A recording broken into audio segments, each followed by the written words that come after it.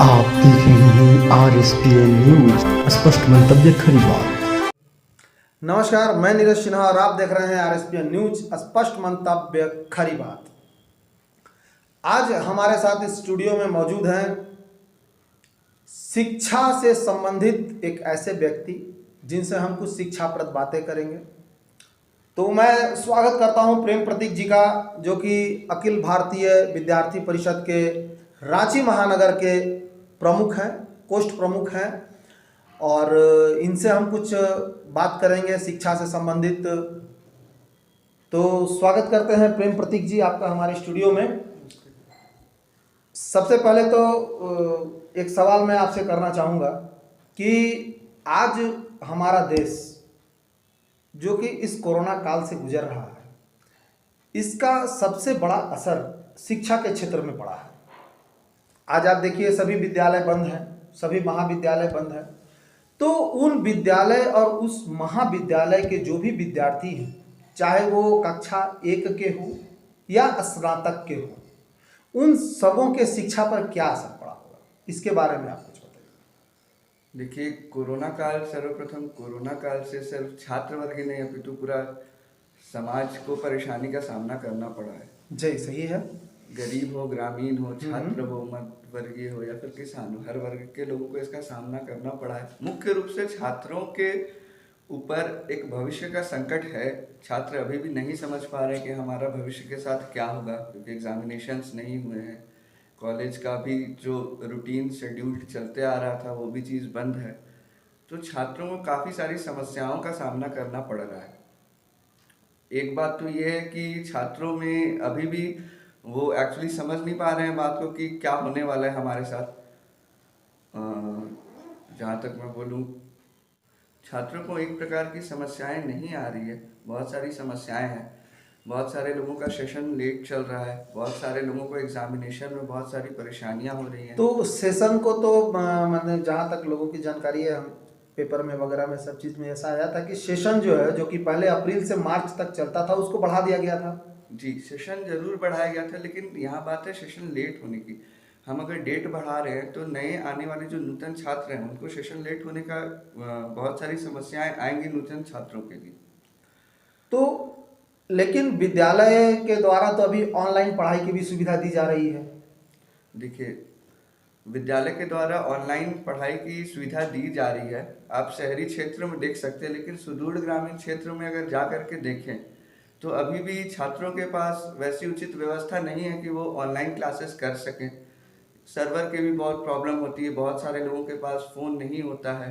तो ऐसी ऐसी समस्याएं हैं। ऑनलाइन क्लासेस बहुत अच्छा है, लेकिन ग्रामीण क्षेत्रों में ऑनलाइन क्लासेस उतने पूर्ण रूप से कार्य नहीं कर पा रहे। तो ये जो अभी तो सरकार ने बहुत सारी सुविधाएं शुरू कर दी है विद्यार्थियों के लिए।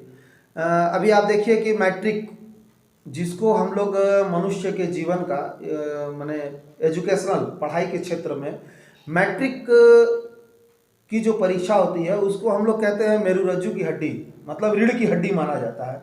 अभी आप देखिए कि मैट्रिक की परीक्षा है और उसका प्रश्न पत्र जो है वो विद्यार्थियों के घर पे ही दे दिया जा रहा है। तो विद्यार्थी उसमें क्या पढ़ाई करेंगे, क्या परीक्षा देंगे वो? देखिए, समस्याएं तो हैं।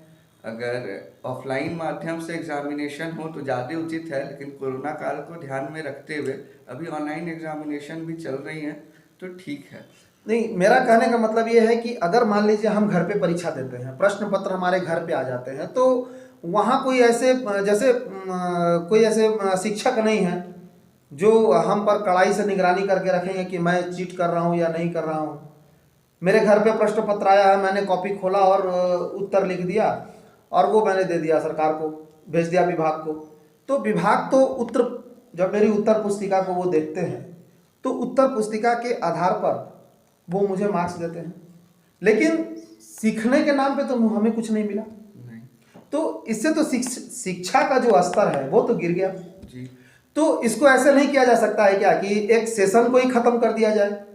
2020 को कोरोना काल के नाम से संबोधित किया भी गया है, तो सेशन भी खत्म कर दिया जाता है इसका।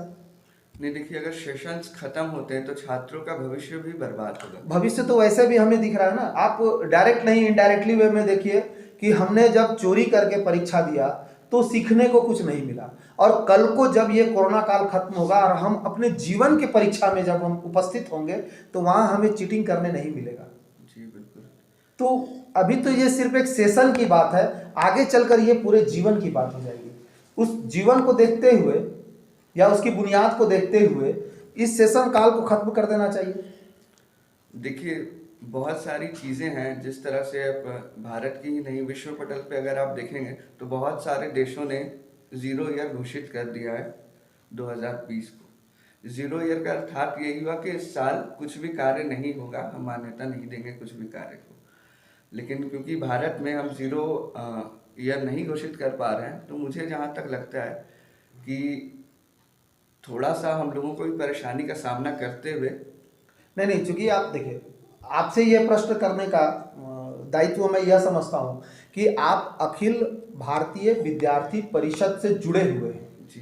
तो जितने भी भारत के विद्यार्थी हैं वो सभी आपके संगठन के सदस्य हुए। उनकी सत्यता के रूप में उनको देखना, उनको जो भी परेशानी है उसको दर्शाना, ये आपका कर्तव्य है। तो आपको अपने सोच के आधार पर नहीं लगता है कि इस तरह का सेशन यहाँ भी होना चाहिए, जैसे विदेशों में जीरो कर दिया गया है तो यहाँ भी जीरो कर देना चाहिए? देखिए, अगर व्यक्तिगत रूप से आप मुझसे पूछ रहे हैं ये प्रश्न, तो मुझे लगता है कि ज़ीरो आवर सरकार को घोषित करना चाहिए। ये जो स्तर अभी गिरा है शिक्षा का, तो इस स्तर को ऊपर करने के लिए आपका या आपके संगठन की कोई नीति, कोई योजना? देखिए, अखिल भारतीय विद्यार्थी परिषद ने बहुत सारी बिंदुओं को ध्यान में रखते हुए विश्वविद्यालय को सुझाव दिया है। हम लोगों ने ऑनलाइन एग्जामिनेशंस का भी सुझाव दिया था। दूसरी बात हुई कि ऑनलाइन के साथ साथ बहुत सारे छात्र ऐसा हैं कि जिनका ऑनलाइन एग्जामिनेशंस नहीं हो पा रहा है, एग्जामिनेशन छूट जा रही है। उन लोगों के लिए हम लोगों ने री एग्जामिनेशन की भी बात की है। तीसरी चीज़ हो गई कि जो लोग नहीं आ पा रहे हैं या फिर दूसरे स्टेट में रहते हैं, उनके लिए हम एक विकल्प निकाल सकते हैं कि ऑनलाइन परीक्षा को ज़्यादा महत्व दिया जाए जो दूसरे स्टेट्स के हैं, क्योंकि ट्रांसपोर्टेशन कोरोना काल में बाधित था, पूर्ण रूप से नहीं चल पा रहा था। लोग हॉस्टल से घर वापस जा चुके थे, आने में असुविधा थी उन्हें, हॉस्टल्स में भी लोग नहीं रह पा रहे थे। तो इन सब चीज़ों को ध्यान में रखते हुए हम लोगों का मुख्य सुझाव यही था कि ऑनलाइन परीक्षाएं हों, चाहे वो किसी भी क्षेत्र के हों, माध्यमिक हों या आपके उच्चतम हो, किसी भी प्रकार का विद्यालय हो, कक्षा हो, उसके लोग जो हैं ऑनलाइन। लेकिन सवाल तो फिर वहीं आ गया ना कि ऑनलाइन पढ़ाई जब हम कर रहे हैं और हम जब उसका परीक्षा दे रहे हैं तो ऐसे कोई कड़े टीचर तो खड़े नहीं हैं। भाई, मैं जब छोटा था, परीक्षा देने जाता था विद्यालय में, तो हमारे टीचर मास्टर साहब सामने बैठे रहते थे, कहीं हम चोरी नहीं करें। तो ऑनलाइन परीक्षा अगर हमारे मास्टर साहब लेते तो उन्होंने हमें प्रश्न पत्र दे देता और मैं जो है उनको कॉपी या किताब से देख के लिख के उत्तर पुस्तिका भेज देता, तो स्तर तो नहीं ना बढ़ा। देखिए, इस विषय पे छात्रों को स्वयं से चेतना विकसित करने की आवश्यकता है।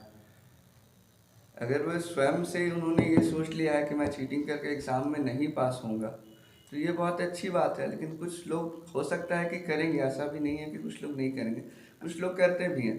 लेकिन छात्रों को अपने चेतना विकसित करना पड़ेगा कि हमें एग्ज़ाम देना है बिना चीटिंग। जब एक शिक्षक अपने वर्ग में विद्यार्थियों को पढ़ाते हैं तो उस समय उनकी पढ़ाने की शैली अलग होती है, जबकि ऑनलाइन पढ़ाने पर उनकी शैली अलग होती है। तो बच्चे उनकी नई जो शैली है उससे किस तरह उसको एब्जॉर्ब कर पाएंगे वो? देखिए, नई शैली है, शिक्षक या क्लासरूम में पढ़ाएं या फिर ऑनलाइन क्लास के माध्यम से पढ़ाएं, वक्तव्य अपना जो भी रखते हैं वो सामान्य रखते हैं। जो भी विषय होता है उसको मूल रूप से समझाते हैं कि इन सब विषय, अगर कोई भी विषय है तो इन सब विषयों पे ये सारी चीज़ें हैं जो हमें जानने की आवश्यकता है। तो भले ऑफलाइन या ऑनलाइन मोड में चीज़ें बदली हैं, लेकिन शिक्षक अगर जो भी चीज़ पढ़ा रहे हैं वो स्पष्ट रूप से समझा करके छात्रों को सारा चीज़ क्लियर करके पढ़ा रहे हैं। ठीक है। आप अपने निजी जीवन में क्या कर रहे हैं अभी? आपने कोई ऐसी पढ़ाई कर रहे हैं, कोई अध्ययन कर रहे हैं? हाँ, कुछ विषयों पर मेरा अध्ययन है। तो हमारे दर्शकों को बताइए क्या अध्ययन कर रहे हैं आप? मेरा अध्ययन अभी मूल रूप से इंडियन इंडिपेंडेंस एक्ट पे चल रहा है और भारतीय स्वतंत्रता कानून। जी। ठीक है, कुछ इसके बारे में बताइए हमारे दर्शकों को। अगर लोग, क्योंकि लोग इंडियन इंडिपेंडेंस एक्ट के बारे में नहीं जानते हैं, सर्वप्रथम मैं बोलना चाहूँगा कि इंडियन इंडिपेंडेंस एक्ट वो एक्सचेंज ऑफ पावर था, दैट वाज नॉट द आज़ादी फॉर इंडिया। ब्रिटिश गवर्नमेंट ने एक पावर एक्सचेंज किया था नेहरू जी के साथ, वही सत्ता का परिवर्तन हुआ था, ना कि देश को आज़ादी मिली थी। इंडियन इंडिपेंडेंस एक्ट को पढ़ने के माध्यम से इन सब चीज़ों पे माने आपके इस वाक्य को हम ये कह सकते हैं कि हम आज भी गुलाम हैं, पूर्ण रूप से स्वतंत्र नहीं है। पूर्ण रूप से स्वतंत्र हम नहीं है, क्योंकि इंडिया डोमिनियन रिपब्लिक है, इंडिपेंडेंट रिपब्लिक नहीं है। तो डोमिनियन रिपब्लिक क्या होता है, हमारे दर्शकों को बताइए कुछ।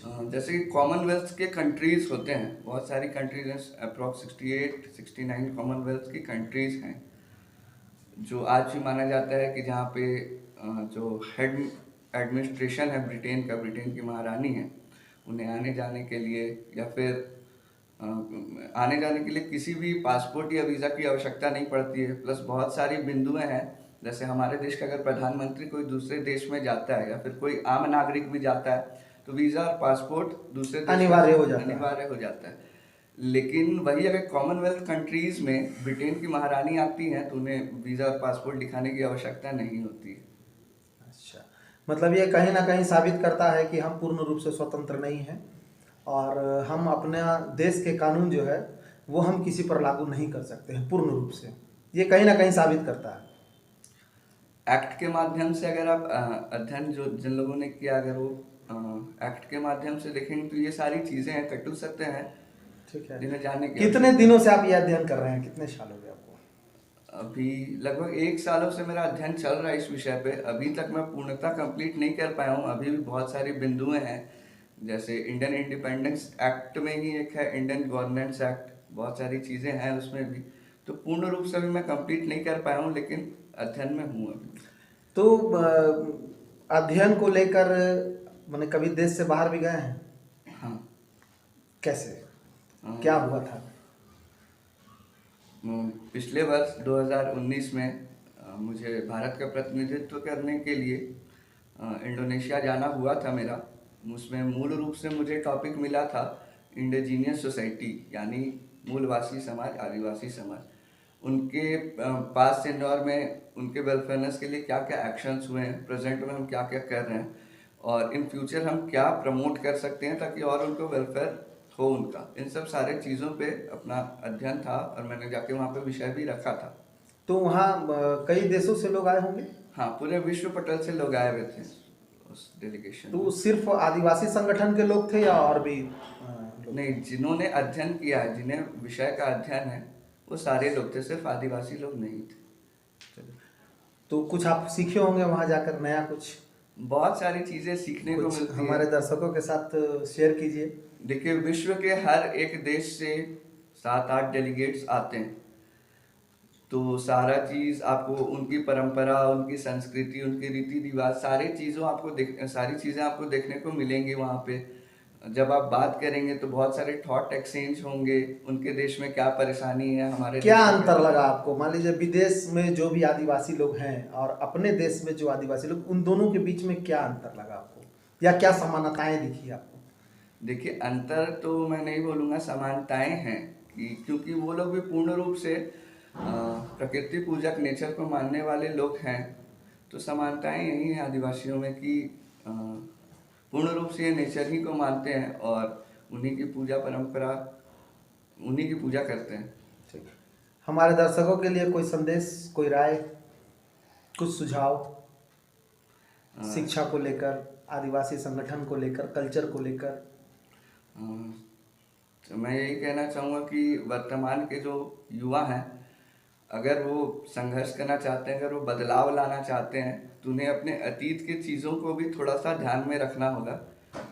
जो भी युवा अपने अतीत को नहीं जानता हो, वर्तमान में संघर्ष ना कर रहा और भविष्य के सपने नहीं देख रहा हो, उन युवाओं से आग्रह है कि अपने इतिहास का थोड़ा सा अध्ययन करें और राष्ट्र हित में, देश हित में जो भी कार्य उचित हो वो करें।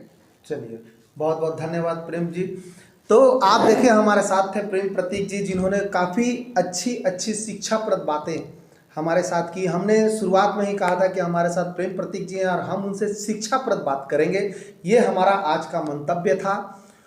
और जो भी चीज़ प्रेम प्रतीक जी ने बताया है उसको एक बार अपने जीवन में अवश्य लाना है, क्योंकि इन्होंने हर चीज़ के बारे में बताया, शिक्षा के स्तर के विषय में बताया, यहाँ से लेकर विदेश तक आदिवासियों का क्या कल्चर है, किस तरह से लोग प्रकृति की पूजा करते हैं, वो सारी चीज़ों को बताया। तो हमें भी अपने जीवन में प्रकृति पूजा को लाना होगा, वृक्ष को बचाना होगा, क्योंकि प्रकृति में सबसे मूल आधार वृक्ष होता है। उस वृक्ष को बचाना होगा जिससे हमें ऑक्सीजन मिलता है, और भी बहुत सारे चीज़ हैं जो हमारे जीवन के लिए उपयोगी हैं। ऐसे ही महत्वपूर्ण बातों के लिए बने रहिए RSPN न्यूज़ से। मैं नीरज सिन्हा, धन्यवाद। This video is sponsored by insurance hub. Insurance hub आपके लिए लेकर आता है सबसे सस्ता स्वास्थ्य बीमा पॉलिसी। स्वास्थ्य बीमा पॉलिसी में आपको यहाँ मिल रहा है 20% तक का बम्पर डिस्काउंट। तो भविष्य में होने वाली स्वास्थ्य संबंधी अनिश्चितताओं से निपटने के लिए आज ही अपना हेल्थ इंश्योरेंस करवाएं। अधिक जानकारी के लिए संपर्क करें insurance hub, MIG B117 Harmu housing colony, near Patel Chowk, Harmu, Ranchi 834002। Mobile number 8252910700।